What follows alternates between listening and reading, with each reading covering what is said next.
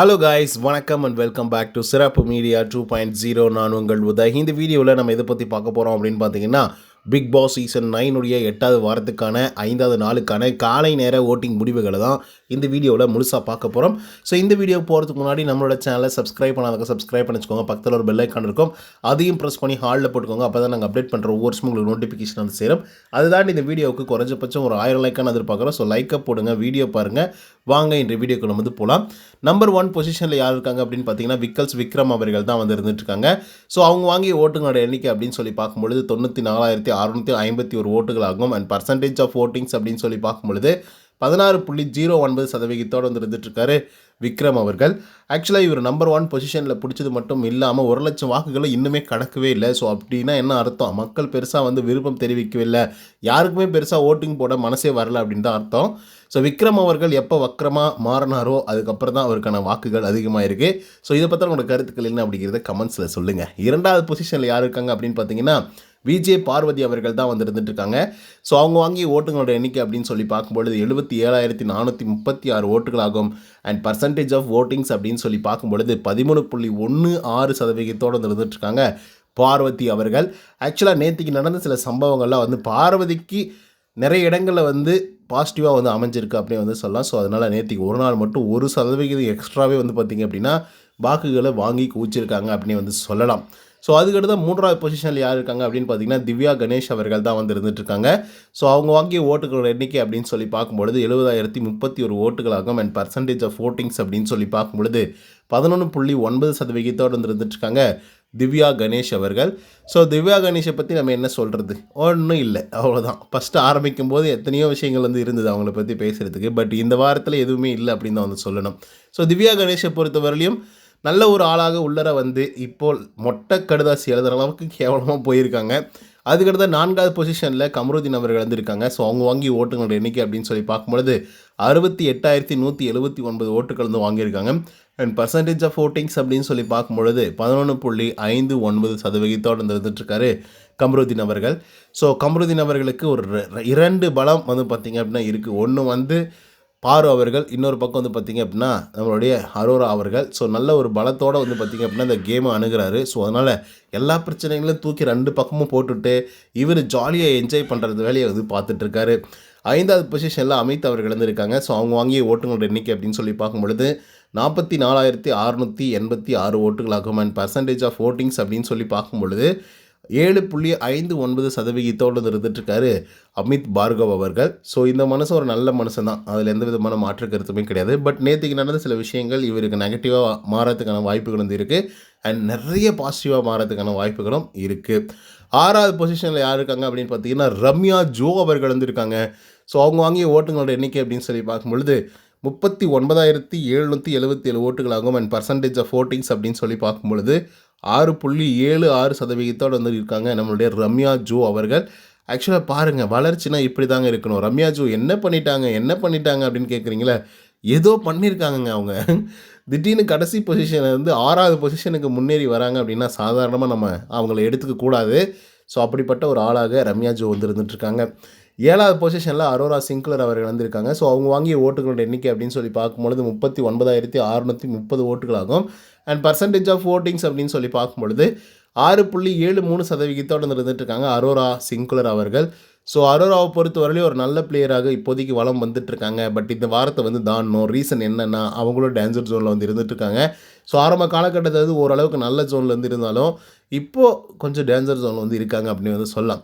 அதுக்கடுத்து 8வது பொசிஷனில் கனி அவர்கள் வந்து இருக்காங்க. ஸோ அவங்க வாங்கிய ஓட்டுகளோட எண்ணிக்கை அப்படின்னு சொல்லி பார்க்கும்பொழுது 38,944 ஓட்டுகளாகும். அண்ட் பர்சன்டேஜ் ஆஃப் ஓட்டிங்ஸ் அப்படின்னு சொல்லி பார்க்கும்பொழுது 6.62% வந்து இருந்துகிட்ருக்காங்க கனி திரு அவர்கள்.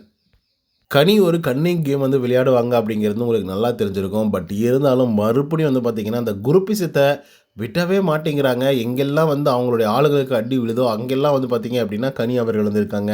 இல்லை கனி அவர்கள் இருக்கிற இடத்துல மற்ற ஆட்கள் வந்து பார்த்திங்கன்னா ஒன்று கூடிடுறாங்க அப்படின்னு வந்து சொல்லலாம். ஒரு எக்ஸாம்பிள் நான் கொஞ்சம் லேட்டராக வந்து சொல்கிறேன்.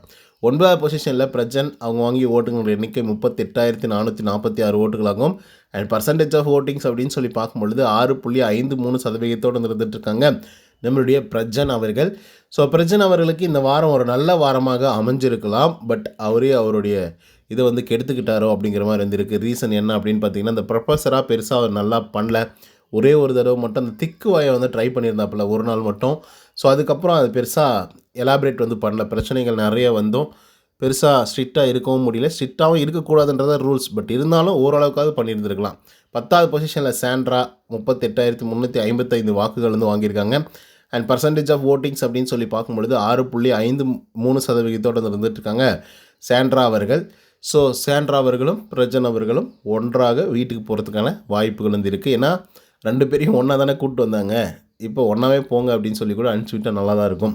11வது பொசிஷனில் யார் இருக்காங்க அப்படின்னு பார்த்தீங்கன்னா, வியானா வந்து இருந்துட்டுருக்காங்க. ஸோ அவங்க வாங்கி ஓட்டுகளோட எண்ணிக்கை அப்படின்னு சொல்லி பார்க்கும்பொழுது 38,286 ஓட்டுகளாகும். அண்ட் பர்சன்டேஜ் ஆஃப் ஓட்டிங்ஸ் அப்படின்னு சொல்லி பார்க்கும்பொழுது 6.51% இருந்துட்டுருக்காங்க வியானா அவர்கள். அதாவது மக்களே, வியானா அவர்களுக்கு ஆரம்ப காலகட்டத்திலேருந்து ஒரு நல்ல பேர் வந்துருந்தது. என்ன தான் க்யூட்னஸ் ஓவர்லோடடாக ஒரு பெண்மணி இருந்தாலும் கூட பரவாயில்லப்பா, கேம் வந்து கொஞ்சம் சென்ஸாக வந்து அணுகுறாங்க.